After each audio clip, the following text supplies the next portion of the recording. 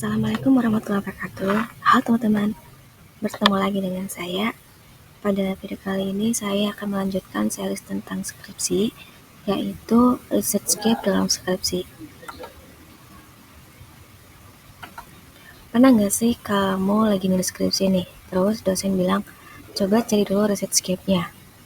Mungkin teman-teman di sini ada yang baru mendengar istilah ini, atau pernah mendengar ini tapi masih bingung bagaimana cara mencari ResearchGap itu sendiri, atau bahkan sudah pernah tahu tentang istilah ini, sudah tahu cara mencari ResearchGap, namun masih bingung untuk memasukkan ResearchGap ini ke proposal skripsi kita gitu kan. Teman-teman jangan khawatir, pada video kali ini saya akan membahas tuntasnya dari awal sampai akhir. Oke, yang pertama kita harus tahu dulu apa tuh ResearchGap. Menurut Creswell, tahun 2012, ResearchGap adalah masalah atau isu yang belum sepenuhnya ditanganin atau diteliti secara memadai dalam penelitian sebelumnya, sehingga menjadi alasan mengapa perlu dilakukan penelitian baru untuk mengisi kekosongan tersebut. Jadi, penelitian sebelumnya itu ketika ada masalah atau isu yang belum sepenuhnya ditangani dengan baik gitu, sehingga perlu dilakukan penelitian baru untuk mengisi kekosongan pada penelitian terdahulunya itu. Gini, sederhananya kayak gini, ResearchGap adalah celah penelitian, alias sesuatu yang belum jelas, belum diteliti, atau masih ada kontradiksi dari penelitian sebelumnya. Lalu, apa perbedaan ResearchGap dengan fenomena gap? Mungkin dua istilah ini sering terdengar bagi teman-teman yang sedang menyusun skripsi atau jurnal dan sebagainya. Singkatnya kayak gini. ResearchGap itu berbasis kajian literatur atau teori atau penelitian sebelumnya, yaitu untuk mengisi kekosongan ilmiah. Sedangkan fenomena gap itu berbasis realitas atau data lapangan, yang dimana untuk mengisi kesenjangan fakta. Itu ya teman-teman poinnya. Pada kali ini saya akan lebih fokus pada ResearchGap-nya.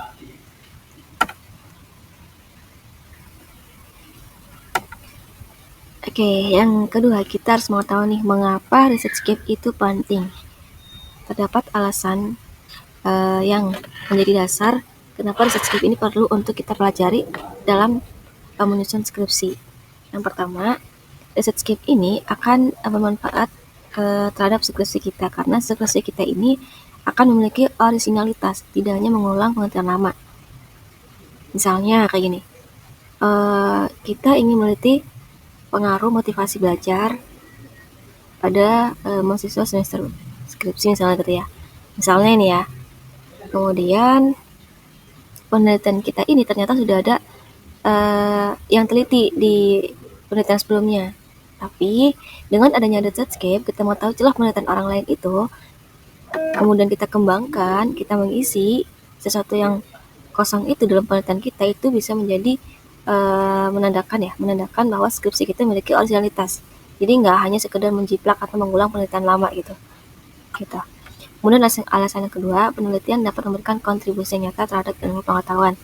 Dan yang ketiga, ResearchGap ini akan menjadi alasan kuat mengapa penelitian perlu dilakukan. Seperti yang aku ngomongin tadi, ketika kita akan mengulang topik dari penelitian sebelumnya, tapi kita nggak tahu nih harus mulai dari mana, kita harus memulai dari sesuatu hal yang mengisi celah atau kosongan dari penelitian sebelumnya, kemudian kita akan ditanya apa sih pembedanya dari penelitian sebelumnya. Nah itu kalau kita udah mengetahui ResearchGap itu yang menjadi pembeda penelitiannya kamu sama orang lain, itu akan menjadi alasan yang kuat ketika kita akan presentasi di depan dosen gitu. Oke, yang ketiga kita harus mengetahui nih jenis-jenis ResearchGap. Jadi ResearchGap itu kan yang tadi pengertian itu kan celah penelitian ya, kayak mengisi sesuatu hal yang kosong pada penelitian sebelumnya. Nah, terus seperti apa bentuknya? Celah penelitian itu dalam bentuk apa? Misalnya kita udah tahu nih pengertiannya ya, celah penelitian kayak sesuatu hal yang perlu kita teliti lagi gitu kan. Dalam bentuk apa? Kita bisa melihat di skripsi orang itu dalam bentuk apa aja. Yang pertama, ResearchGap itu bisa berbentuk teori atau theoretical gap, yaitu terjadi ketika teori yang ada tidak mampu menjelaskan fenomena di lapangan, atau bahkan sudah ada teori tapi tidak relevan dengan konteks saat ini, karena teori itu teori lama. Contohnya kayak gini, teori motivasi klasik tidak cukup menjelaskan perilaku belajar generasi Z saat ini. Itu kan ada teorinya, cuman itu termasuk teori lama. Sedangkan karakteristik sekarang itu memiliki beberapa karakteristik kebaruan gitu kan, atau sesuatu yang fenomena yang tidak bisa dijelaskan dengan teori itu, mungkin dengan teori lainnya gitu kan. Ini bisa teman-teman jadikan researchscape. Misalnya ya, penelitian A itu menggunakan teori ini, motivasi klasik, sedangkan penelitian teman-teman itu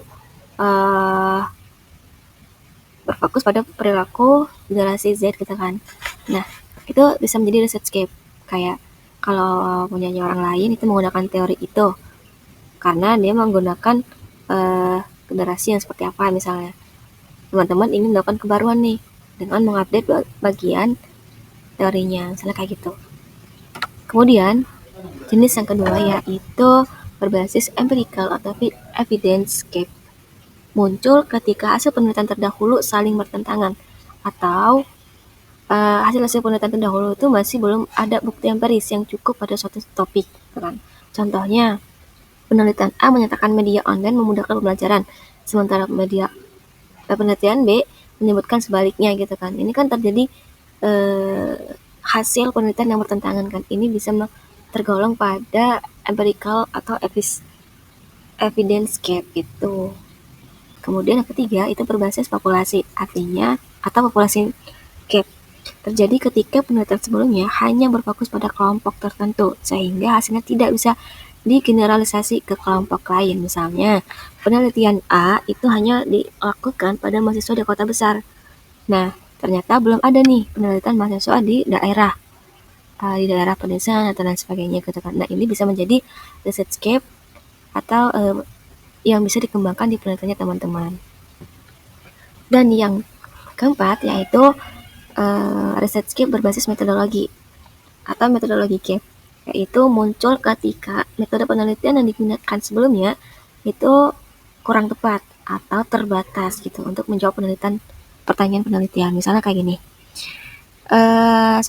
penelitian A itu hanya menggunakan metode pengumpulan data kuantitatif, survei penyebaran kuesioner misalnya gitu kan. Padahal perlu dilakukan teknik pengumpulan data yang lain, misalnya seperti wawancara kualitatif gitu kan, wawancara semi struktur dan lain sebagainya. Itu bisa menandakan pada researchscape berbasis metodologi. Jadi kalau teman-teman kayak ingin meneliti nih, aku sama kayak penelitian orang lain.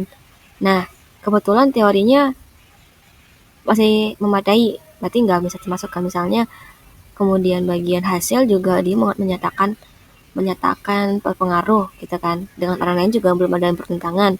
Teman-teman bisa mencari bagian metodologinya, misalnya atau populasi yang tadi ya, kayak ternyata dia hanya mencari data hanya menggunakan kuantitatif dan kualitatif belum ada, sedangkan kualitatif itu perlu gitu kan. Sertakan juga alasannya kenapa kok perlu tambahan metode lagi gitu. Apa yang menjadi kebaruan di sini gitu. Jadi itu bentuk-bentuk atau jenis-jenis researchscape yang teman-teman bisa amatin di deskripsinya orang atau penelitian sebelumnya. Kemudian kita akan membahas bagaimana cara menemukan researchscape. Nah, sekarang aku ada 3 caranya. Yang pertama, kita harus banyak-banyak membaca, melakukan tinjauan pustaka terkait dengan topik kita, baik secara umum ataupun secara khusus itu kan. Kemudian yang kedua, kita harus menganalisis defisiensi. Setelah kita mengumpulkan beberapa referensi, kita melakukan analisis. Setelah kita bisa gini, sarannya kita bisa mengecek di bagian subbab atau poin pada saran penelitian selanjutnya. Biasanya di jurnal atau skripsi itu ada. Contohnya ya, penelitian sebelumnya itu menyarankan ke penelitian selanjutnya untuk dilakukan pengembangan teori atau pengembangan populasi atau pengembangan metodologi gitu kan, karena di penelitiannya dia itu terbatas pada populasi tertentu misalnya kayak gitu. Itu kan biasanya detik kayak gitu. Jadi teman-teman bisa mengamati dari situ. Dan yang terakhir, teman-teman bisa membandingkan dan mempertanyakan. Nah, ini adalah cara yang tadi 4 tadi. yaitu melalui apakah beberapa penelitian orang lain itu konsisten gitu hasilnya. Kemudian apakah populasi tertentu belum diteliti dan bahkan teorinya masih relevankah gitu. Itu bisa menjadi cara teman-teman untuk menemukan research gap pada penelitian orang lain atau skripsi orang lain. Nah, sekarang aku akan memberikan contoh research gap-nya ya untuk menemukan. Misalnya nih ada 2 jurnal ya, penelitian A itu menyatakan bahwa kesulitan belajar speaking itu muncul akibat media online saat pandemi. Ini.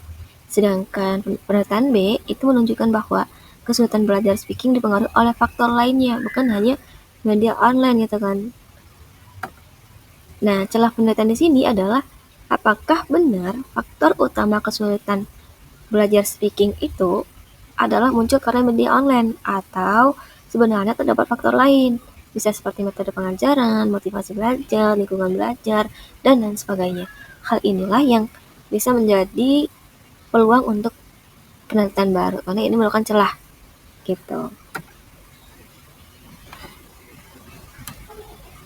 Nah, setelah kita menemukan research gap dalam penelitian sebelumnya, kita lanjut ke memasukkan research gap itu ke dalam proposal skripsi.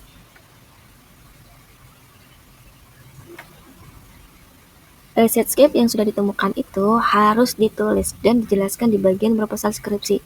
Jadi bukan hanya disebutkan secara sekilas aja, karena dosen itu biasanya minta kita untuk mencantumkan kayak istilahnya tuh kayak apa sih perbedaan penelitiannya kamu dengan orang lain gitu kan.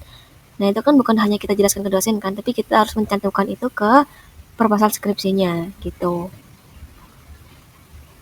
Itu ada di latar belakang masalah biasanya. Di sini dijelaskan bahwa ada penelitian sebelumnya yang hasilnya itu berbeda atau masih terbatas kayak gitu. Jadi ketika kita akan masukkan ke proposal kita bisa opsinya kita bisa menuliskan bahwa hasil-hasil orang lain itu menunjukkan hasil yang berbeda atau bertentangan, atau bahkan penelitian-penelitiannya orang lain itu masih sedikit atau terbatas sehingga masih belum bisa menjawab topik yang akan kita angkat gitu kan. Itu kita tulis di bagian latar belakang ini. Contohnya kayak gini.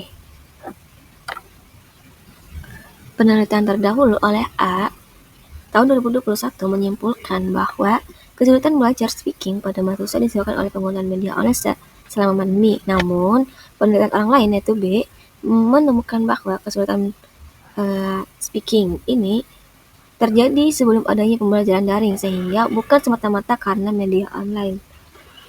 Nah, perbedaan hasil penelitian inilah yang menunjukkan adanya research gap, yaitu ketidakjelasan faktor utama penyebab kesulitan speaking. Oleh karena itu, perlu dilakukan penelitian untuk menelaah faktor-faktor lainnya, seperti metode pengajaran, motivasi belajar, dan lain sebagainya. Paragraf seperti ini biasanya sering